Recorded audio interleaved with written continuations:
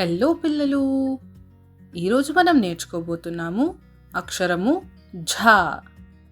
ఝ ఝ झंडा. ఝ ఝ झंडा. జెండా అంటే దేశానికి ఉండే ప్రత్యేకమైన గుర్తు. భారతదేశానికి చెందిన జెండా 3 రంగుల్లో ఉంటుంది: నీలం, పచ్చ మరియు నారింజ. ఝ ఝ ఝషం. ఝ ఝ ఝషం. ఝషం అంటే చేప. ఝషం నీటిలో నివసించే ఒక జీవి. కొన్ని ఝషములు చిన్న జీవుల్ని తింటాయి మరియు కొన్ని మొక్కలను తింటాయి. మాతో పాటు నేర్చుకున్నందుకు ధన్యవాదాలు. ఇది ఏ అక్షరమో చెప్పండి. ఝ. నాతో పాటు మళ్ళీ చెప్పండి. ఝ ఝ.